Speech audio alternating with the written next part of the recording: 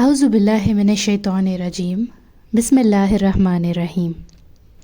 حضرت محمد صلی اللہ علیہ وآلہ وسلم کی عمر شریف جب 40 سال کے قریب ہو چلی اور اس دوران آپ صلی اللہ علیہ وآلہ وسلم کے اب تک کے تعاملات نے قوم سے آپ صلی اللہ علیہ وآلہ وسلم کا ذہنی اور فکری فاصلہ بہت وسیع کر دیا تھا، تو آپ صلی اللہ علیہ وآلہ وسلم کو تنہائی محبوب ہو گئی۔ چنانچہ آپ صلی اللہ علیہ وآلہ وسلم ستو اور پانی لے کر مکہ سے کوئی 2 میل دور کوہ ہرا کے ایک غار میں جا رہتے۔ یہ ایک مختصر سا غار ہے جس کا طول 4 گز اور عرض 2.25 گز ہے۔ یہ نیچے کی جانب گہرا نہیں ہے بلکہ ایک مختصر راستے کے بازو میں اوپر کی چٹانوں کے باہم ملنے سے ایک کوتل کی شکل اختیار کیے ہوئے ہے۔ آپ صلی اللہ علیہ وآلہ وسلم جب یہاں تشریف لے جاتے تو حضرت خدیجہ رضی اللہ تعالیٰ عنہ بھی آپ صلی اللہ علیہ وآلہ وسلم کے ہمراہ جاتیں اور قریب ہی کسی جگہ موجود رہتیں۔ آپ صلی اللہ علیہ وآلہ وسلم رمضان بھر اس غار میں قیام فرماتے، آنے جانے والے مسکینوں کو کھانا کھلاتے اور بقیہ اوقات اللہ تعالیٰ کی عبادت میں گزارتے۔ کائنات کے مشاہد اور اس کے پیچھے کار فرما قدرت نادرہ پر غور فرماتے۔ آپ صلی اللہ علیہ وآلہ وسلم کو اپنی قوم کے شرکیہ عقائد اور واہیات تصورات پر بالکل اطمینان نہ تھا، لیکن آپ صلی اللہ علیہ وآلہ وسلم کے سامنے کوئی واضح راستہ، معین طریقہ اور کوئی ایسی راہ نہ تھی جس پر آپ صلی اللہ علیہ وآلہ وسلم اطمینان و انشراح قلب کے ساتھ رواں دواں ہو سکتے۔ نبی صلی اللہ علیہ وآلہ وسلم کی یہ تنہائی پسندی بھی در حقیقت اللہ تعالیٰ کی تدبیر کا ایک حصہ تھی۔ اس طرح اللہ تعالیٰ آپ صلی اللہ علیہ وآلہ وسلم کو آنے والے کار عظیم کے لیے تیار کر رہا تھا۔ در حقیقت جس روح کے لیے بھی یہ مقدر ہو کہ وہ انسانی زندگی کے حقائق پر اثر انداز ہو کر ان کا رخ بدل ڈالے، اس کے لیے ضروری ہے کہ زمین کے مشاغل، زندگی کے شور اور لوگوں کے چھوٹے چھوٹے غم و غم کی دنیا سے کٹ کر کچھ عرصے کے لیے الگ تھلگ اور خلوت نشین رہے۔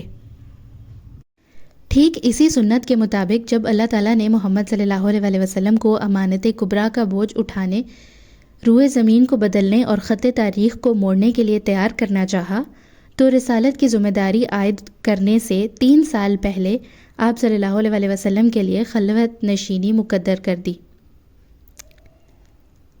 آپ صلی اللہ علیہ وآلہ وسلم اس خلوت میں 1 ماہ تک کائنات کی آزاد روح کے ساتھ ہم سفر رہتے اور اس وجود کے پیچھے چھپے ہوئے غیب کے اندر تدبر فرماتے۔ کہا جاتا ہے کہ 40 سال کی عمر پیغمبروں کی بعثت کی عمر ہے، تو جب آپ صلی اللہ علیہ وآلہ وسلم کی عمر 40 برس ہو گئی تو زندگی کے افق کے پار سے آثار نبوت چمکنا اور جگمگانا شروع ہوئے۔ یہ آثار خواب تھے۔ آپ صلی اللہ علیہ وآلہ وسلم جو بھی خواب دیکھتے وہ صبح کی طرح نمودار ہوتا۔ اس حالت پر 6 ماہ کا عرصہ گزر گیا، جو مدت نبوت کا 46واں حصہ ہے، اور کل مدت نبوت 23 برس ہے۔ اس کے بعد جب ہرا میں خلوت نشینی کا 3 سال آیا تو اللہ تعالیٰ نے چاہا کہ روئے زمین کے باشندوں پر اس کی رحمت کا فیضان ہو، چنانچہ اس نے آپ صلی اللہ علیہ وآلہ وسلم کو نبوت سے مشرف کیا، اور حضرت جبرائیل علیہ السلام قرآن مجید کی چند آیات لے کر آپ صلی اللہ علیہ وآلہ وسلم کے پاس تشریف لائے۔ تحقیق کے مطابق یہ واقعہ رمضان المبارک کی 21 تاریخ کو دوشنبہ کی رات میں پیش آیا۔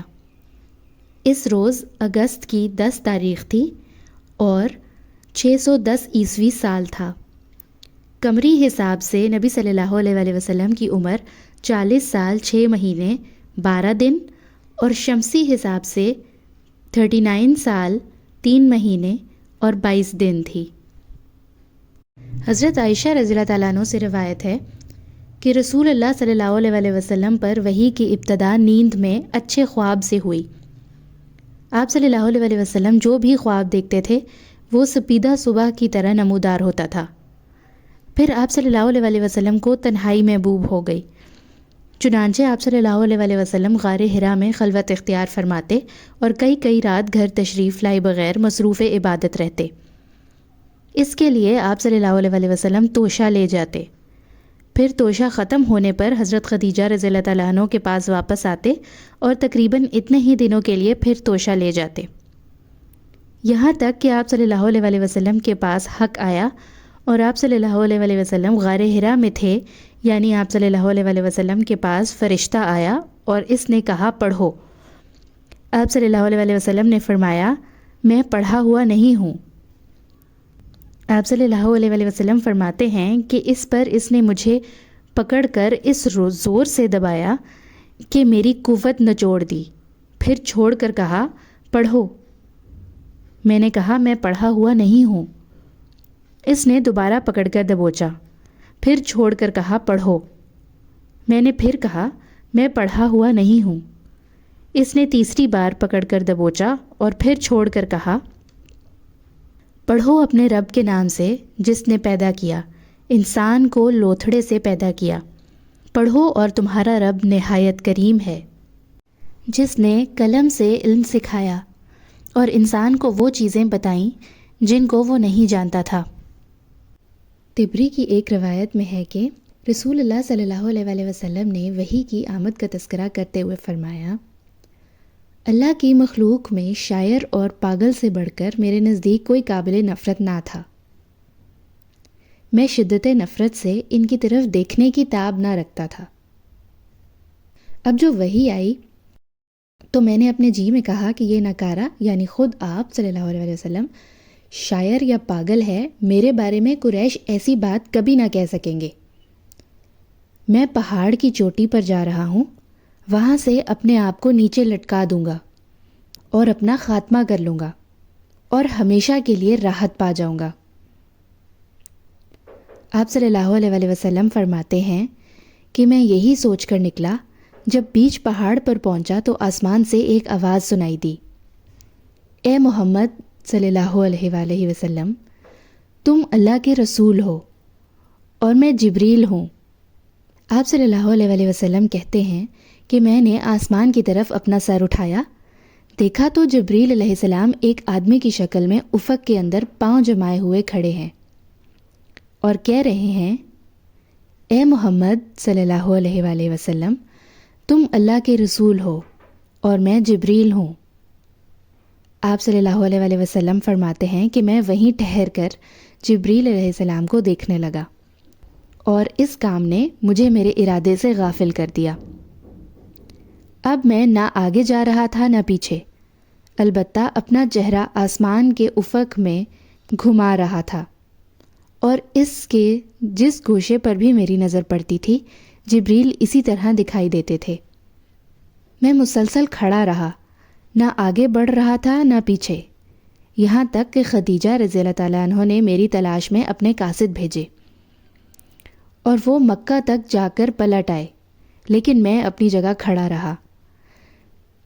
پھر جبریل علیہ السلام چلے گئے اور میں بھی اپنے اہل خانہ کی طرف پلٹ آیا اور خدیجہ رضی اللہ تعالیٰ عنہ کے پاس پہنچ کر ان کی ران کے پاس انہی پر ٹیک لگا کر بیٹھ گیا۔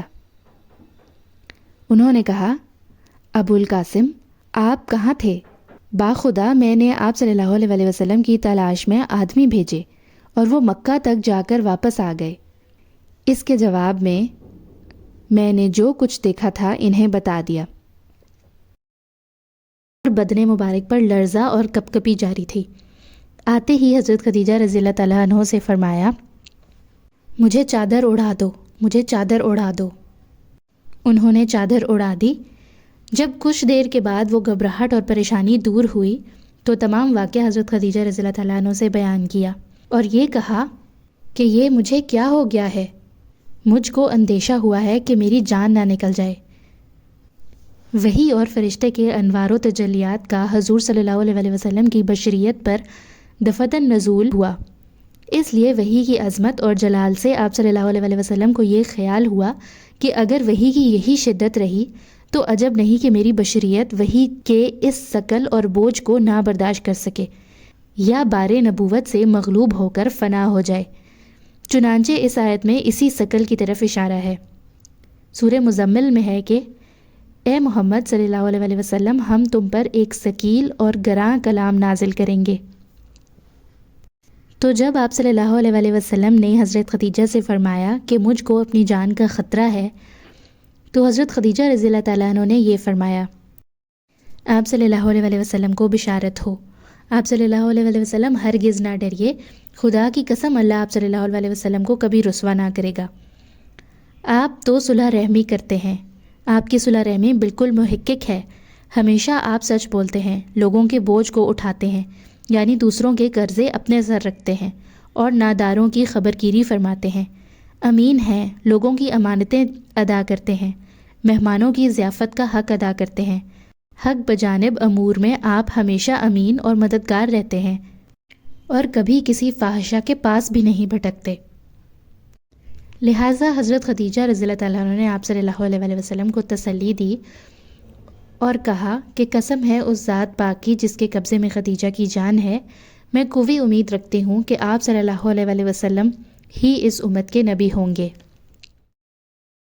سب سے پہلے حضرت خدیجہ رضی اللہ تعالیٰ عنہ ایمان لائیں۔ اس کے بعد حضرت خدیجہ رضی اللہ تعالیٰ عنہ آپ صلی اللہ علیہ وسلم کو اپنے چچا زاد بھائی ورقہ بن نوفل بن اسد بن عبد العزیٰ کے پاس لے گئیں۔ ورقہ دور جاہلیت میں عیسائی ہو گئے تھے اور عبرانی میں لکھنا جانتے تھے، چنانچہ عبرانی زبان میں حسب توفیق الہی انجیل لکھتے تھے۔ اس وقت بہت بوڑھے اور نابینا ہو چکے تھے۔ ان سے حضرت خدیجہ رضی اللہ تعالیٰ عنہ نے کہا، بھائی جان آپ اپنے بھتیجے کی بات سنیں۔ ورقہ نے کہا، بھتیجے تم کیا کہتے ہو؟ آپ صلی اللہ علیہ وسلم نے سارا واقعہ بیان فرمایا۔ اس پر ورقہ نے آپ صلی اللہ علیہ وسلم سے کہا، یہ تو وہی ناموز فرشتہ ہے جسے اللہ نے موسیٰ علیہ السلام پر نازل کیا تھا۔ کاش میں اس وقت توانا ہوتا، کاش میں اس وقت زندہ ہوتا جب آپ صلی اللہ علیہ وسلم کی قوم آپ کو نکال دے گی۔ آپ صلی اللہ علیہ وسلم نے بہت تعجب سے فرمایا، اچھا تو کیا یہ لوگ مجھے نکال دیں گے؟ ورقہ نے کہا، ہاں، جب بھی کوئی آدمی اس طرح کا پیغام لایا جیسا تم لائے ہو تو اسے ضرور دشمنی کی گئی، اور اگر میں نے تمہارا زمانہ پا لیا تو تمہاری زبردست مدد کروں گا۔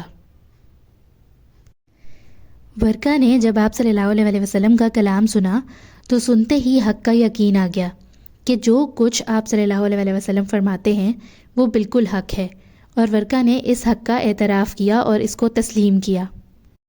مگر کچھ زیادہ دن گزرنے نہ پائے کہ ورقہ کا انتقال ہو گیا۔ یہ بخاری اور مسلم کی روایت ہے۔ ابو میسرہ کی ایک مرسل روایت میں ہے کہ ورقہ نے کہا، آپ کو بشارت ہو، میں گواہی دیتا ہوں کہ آپ وہی نبی ہیں جن کی حضرت مسیح بن مریم نے بشارت دی ہے، اور آپ مثل موسیٰ علیہ السلام کے نبی ہیں، اور آپ صلی اللہ علیہ وسلم کو عنقریب اللہ کی طرف سے جہاد کا حکم کیا جائے گا۔ ایک اور روایت میں ہے کہ چلتے وقت ورقہ نے آپ صلی اللہ علیہ وسلم کے سر کو بوسہ دیا۔ آپ گھر واپس آ گئے اور وحی کا آنا چند روز کے لیے رک گیا۔ وحی کا سلسلہ آپ صلی اللہ علیہ وسلم پر رک گیا۔ وحی کتنے دنوں تک بند رہی، تو اس سلسلے میں ابن سعد نے ابن عباس رضی اللہ تعالیٰ عنہ سے ایک روایت نقل کی ہے، جس کا مفہوم یہ ہے کہ یہ بندش چند روز کے لیے تھی۔ وحی کی اس بندش کے عرصے میں رسول صلی اللہ علیہ وسلم بہت غمگین رہے اور آپ پر حیرت طاری رہی۔ چنانچہ صحیح بخاری کتاب التعبیر کی روایت ہے کہ وحی بند ہو گئی، جس سے رسول اللہ صلی اللہ علیہ وسلم اس قدر غمگین ہوئے کہ کئی بار بلند و بالا پہاڑ کی چوٹیوں پر تشریف لے گئے کہ وہاں سے اپنے آپ کو گرا دیں، لیکن جب کسی پہاڑ کی چوٹی پر پہنچتے کہ اپنے آپ کو وہاں سے گرا دیں تو حضرت جبرائیل علیہ السلام نمودار ہوتے اور فرماتے، اے محمد صلی اللہ علیہ وسلم، آپ اللہ کے رسول برحق ہیں، اور اس کی وجہ سے آپ کا اضطراب تھم جاتا، نفس کو قرار آ جاتا اور آپ واپس آ جاتے۔ پھر جب آپ صلی اللہ علیہ وسلم پر وحی کی بندش طول پکڑ جاتی تو آپ صلی اللہ علیہ وسلم پھر ایسے ہی کام کے لیے نکلتے، لیکن جب پہاڑ کی چوٹی پر پہنچتے تو حضرت جبرائیل علیہ السلام نمودار ہو کر پھر وہی بات دہراتے۔ حافظ ابن حجر رحمۃ اللہ علیہ فرماتے ہیں کہ یہ وحی کی بندش اس لیے تھی تاکہ آپ صلی اللہ علیہ وسلم پر جو خوف طاری ہو گیا تھا وہ رخصت ہو جائے اور دوبارہ وحی کی آمد کا شوق اور انتظار پیدا ہو جائے۔